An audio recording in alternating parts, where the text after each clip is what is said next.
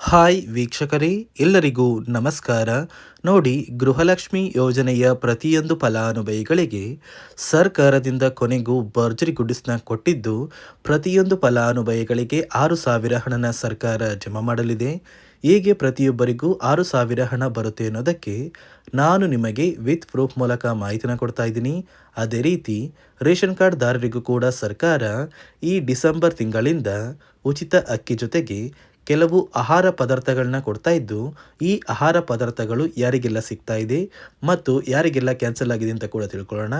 ಮತ್ತು ನಾಳೆ ಭಾನುವಾರ ಡಿಸೆಂಬರ್ 14ರಂದು ಕರ್ನಾಟಕದ 26 ಜಿಲ್ಲೆಗಳ ಪ್ರತಿಯೊಂದು ಫಲಾನುಭವಿಗಳಿಗೆ ಗೃಹಲಕ್ಷ್ಮಿ ಯೋಜನೆಯ 6,000 ಹಣನ ಸರ್ಕಾರ ಜಮಾ ಮಾಡ್ತಾ ಇದ್ದು, ಬನ್ನಿ ಸ್ನೇಹಿತರೆ, ಸರ್ಕಾರದಿಂದ ಬಂದಿರುವಂತಹ ಒಂದು ಮಾಹಿತಿಯನ್ನು ಅಂತ ತಿಳ್ಕೊಳ್ಳೋಣ.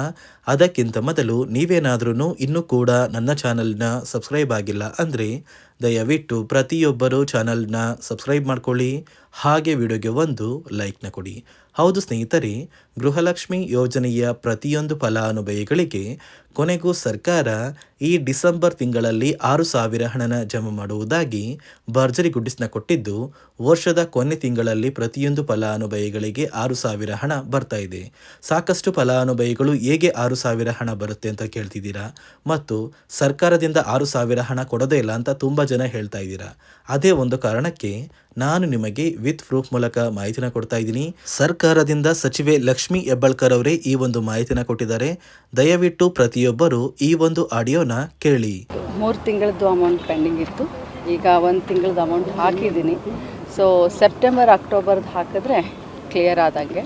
ಬಟ್ ಏನು ಆಗಸ್ಟ್ ದುಡ್ಡಿದೆ ಅದನ್ನು ಕ್ಲಿಯರ್ ಮಾಡಿ ಕೇಳಿದ್ರಲ್ಲ ಸ್ನೇಹಿತರೆ, ಸಚಿವೆ ಲಕ್ಷ್ಮಿ ಹೆಬ್ಬಾಳ್ಕರ್ ಅವರು ಕೊಟ್ಟಿರುವ ಮಾಹಿತಿಯ ಪ್ರಕಾರ ಗೃಹಲಕ್ಷ್ಮಿ ಯೋಜನೆಯ ಪ್ರತಿಯೊಂದು ಫಲಾನುಭವಿಗಳ ಬ್ಯಾಂಕ್ ಖಾತೆಗೆ ಸೆಪ್ಟೆಂಬರ್, ಅಕ್ಟೋಬರ್ ಮತ್ತು ನವೆಂಬರ್ ತಿಂಗಳ ಹಣ ಅಂದರೆ ಒಟ್ಟು 3 ತಿಂಗಳ 6,000 ಹಣನ ಪ್ರತಿಯೊಂದು ಫಲಾನುಭವಿಗಳಿಗೆ ಸರ್ಕಾರ ಡಿಸೆಂಬರ್ 14 ಭಾನುವಾರದಿಂದ ಜಮಾ ಮಾಡ್ತಾ ಇದೆ. ಇಲ್ಲಿ ಪ್ರತಿಯೊಂದು ಫಲಾನುಭವಿಗಳಿಗೆ ಈ ಬಾರಿ ಗೃಹಲಕ್ಷ್ಮಿ ಯೋಜನೆಯ 23 ಕಂತಿನ ಹಣ ಜಮಾ ಆಗಿದ್ರೆ ಮಾತ್ರ 24ನೇ ಕಂತಿನ ಹಣ, 25ನೇ ಕಂತಿನ ಹಣ ಮತ್ತು 26ನೇ ಕಂತಿನ ಹಣನ ಸರ್ಕಾರ ಭಾನುವಾರದಿಂದ ಜಮಾ ಮಾಡೋದು.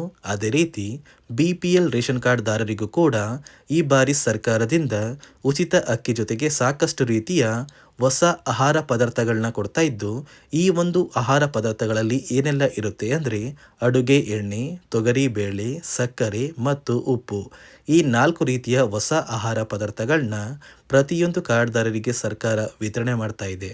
ಆದರೆ ಈ ಬಾರಿ ನೀವು ಸರ್ಕಾರದಿಂದ ಬರ್ತಾ ಇರುವ ಗೃಹಲಕ್ಷ್ಮಿ ಯೋಜನೆಯ 3 ತಿಂಗಳ 6,000 ಹಣ ಹಾಗೂ ಸರ್ಕಾರದಿಂದ ಉಚಿತವಾಗಿ ಸಿಗ್ತಾ ಇರುವಂತಹ ಈ ಆಹಾರ ಪದಾರ್ಥಗಳನ್ನ ಪಡ್ಕೋಬೇಕು ಅಂದರೆ ಸಾಕಷ್ಟು ಫಲಾನುಭವಿಗಳು ಸರ್ಕಾರದಿಂದ ಬಂದಿರುವ ನಿಯಮನ ಕಡ್ಡಾಯವಾಗಿ ಪಾಲಿಸಲೇಬೇಕು.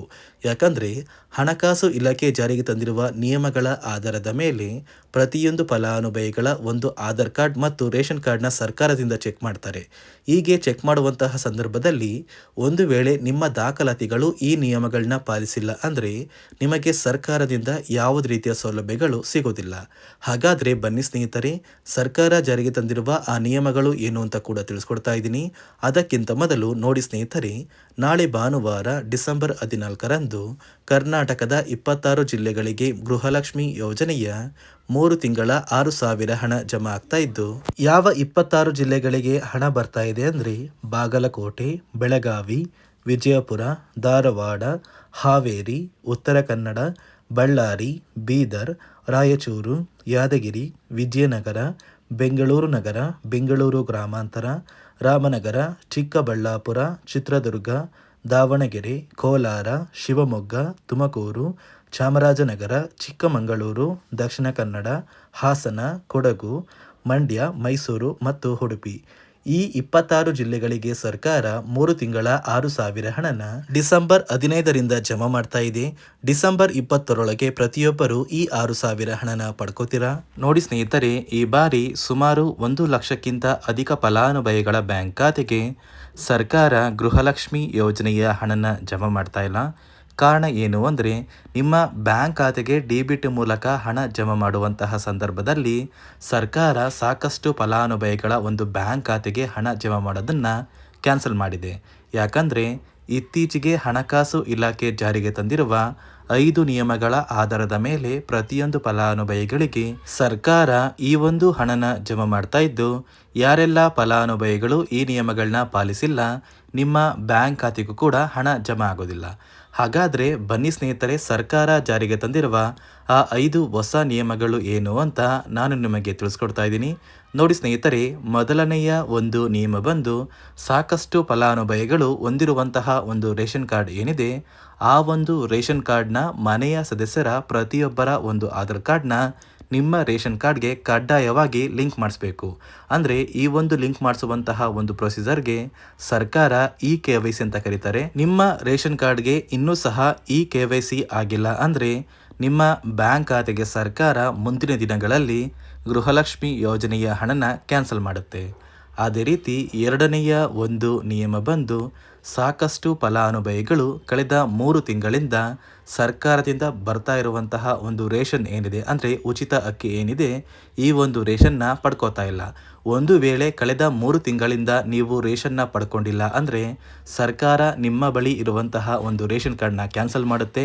ನಿಮ್ಮ ರೇಷನ್ ಕಾರ್ಡ್ನ ಸರ್ಕಾರ ಕ್ಯಾನ್ಸಲ್ ಮಾಡಿದ್ರೆ ನಿಮ್ಮ ಬ್ಯಾಂಕ್ ಖಾತೆಗೆ ಗೃಹಲಕ್ಷ್ಮಿ ಯೋಜನೆಯ ಹಣ ಇರ್ಬೋದು ಮತ್ತು ಸರ್ಕಾರದಿಂದ ಬರುವಂತಹ ಒಂದು ಸೌಲಭ್ಯಗಳನ್ನ ನೀವು ಕಳ್ಕೋಬೇಕಾಗುತ್ತೆ.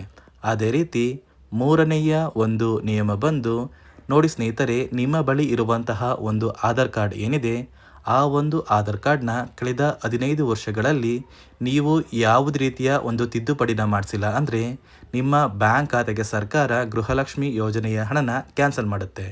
ಯಾಕಂದರೆ ಸರ್ಕಾರದಿಂದ ಬಂದಿರುವಂತಹ ಒಂದು ಆದೇಶದ ಪ್ರಕಾರ ಪ್ರತಿಯೊಂದು ಫಲಾನುಭವಿಗಳು ಕಳೆದ 15 ವರ್ಷಗಳಲ್ಲಿ ಯಾವುದೇ ರೀತಿಯ ಒಂದು ತಿದ್ದುಪಡಿನ ನಿಮ್ಮ ಆಧಾರ್ ಕಾರ್ಡ್ಗೆ ನೀವು ಮಾಡಿಸಿಲ್ಲ ಅಂದರೆ ಕಡ್ಡಾಯವಾಗಿ ಆದಷ್ಟು ಬೇಗ ನಿಮ್ಮ ಆಧಾರ್ ಕಾರ್ಡ್ಗೆ ತಿದ್ದುಪಡಿನ ಮಾಡಿಸಿ.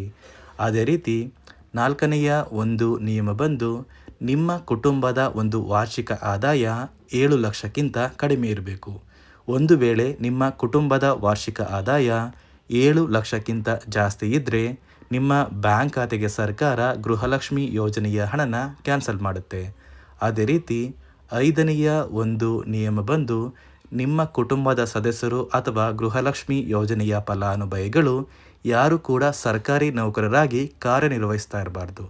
ಒಂದು ವೇಳೆ ನಿಮ್ಮ ಕುಟುಂಬದಲ್ಲಿ ಯಾರೇ ಆಗಿದ್ರೂ ಸರ್ಕಾರಿ ನೌಕರರಾಗಿ ಕಾರ್ಯನಿರ್ವಹಿಸ್ತಾ ಇದ್ದರೆ ನಿಮ್ಮ ಬ್ಯಾಂಕ್ ಖಾತೆಗೆ ಗೃಹಲಕ್ಷ್ಮಿ ಯೋಜನೆಯ ಹಣ ಕ್ಯಾನ್ಸಲ್ ಆಗುತ್ತೆ. ಈ 5 ನಿಯಮಗಳ ಆಧಾರದ ಮೇಲೆ ಪ್ರತಿಯೊಂದು ಫಲಾನುಭವಿಗಳಿಗೆ ಸರ್ಕಾರ ಹಣ ಜಮಾ ಮಾಡ್ತಾ ಇದೆ. ಒಂದು ವೇಳೆ ನೀವು ಈ 5 ನಿಯಮಗಳನ್ನ ಪಾಲಿಸಿಲ್ಲ ಅಂದರೆ ನೀವು ಕೂಡ ಗೃಹಲಕ್ಷ್ಮಿ ಯೋಜನೆಯ ಹಣದಿಂದ ವಂಚಿತರಾಗಬೇಕಾಗುತ್ತೆ. ಕೊನೆಗೂ ಸರ್ಕಾರದಿಂದ ಗೃಹಲಕ್ಷ್ಮಿ ಯೋಜನೆಯ 3 ತಿಂಗಳ 6,000 ಹಣನ ನಾಳೆ ಭಾನುವಾರ ಅಥವಾ ಸೋಮವಾರ ಅಂದರೆ ಡಿಸೆಂಬರ್ 14 ಅಥವಾ 15ರಲ್ಲಿ ಪ್ರತಿಯೊಂದು ಫಲಾನುಭವಿಗಳಿಗೆ ಜಮಾ ಮಾಡ್ತಾ ಇದ್ದು, ಯಾರಿಗೆಲ್ಲ ಇನ್ನು ಕೂಡ ಪೆಂಡಿಂಗ್ ಇರುವ ಹಣ ಬಾಕಿ ಇದೆ ಅಂತಹ ಫಲಾನುಭವಿಗಳನ್ನು ಹೊರತುಪಡಿಸಿ ಉಳಿದಿರುವ ಪ್ರತಿಯೊಂದು ಫಲಾನುಭವಿಗಳಿಗೆ ಸರ್ಕಾರ ಈ ಒಂದು ಹಣನ ಜಮಾ ಮಾಡ್ತಾ ಇದೆ ಅಂತ ಹೇಳ್ತಾ, ಇದಿಷ್ಟು ಸರ್ಕಾರದಿಂದ ಬಂದಿರುವಂತಹ ಒಂದು ಮಾಹಿತಿಯಾಗಿದೆ. ನಾನು ಕೊಟ್ಟಿರುವಂತಹ ಮಾಹಿತಿ ನಿಮಗೆ ಇಷ್ಟ ಆಗಿದ್ದಲ್ಲಿ ದಯವಿಟ್ಟು ಪ್ರತಿಯೊಬ್ಬರು ನನ್ನ ಚಾನಲ್ನ ಸಬ್ಸ್ಕ್ರೈಬ್ ಮಾಡ್ಕೊಳ್ಳಿ, ಹಾಗೆ ವಿಡಿಯೋಗೆ ಒಂದು ಲೈಕ್ನ ಕೊಡಿ.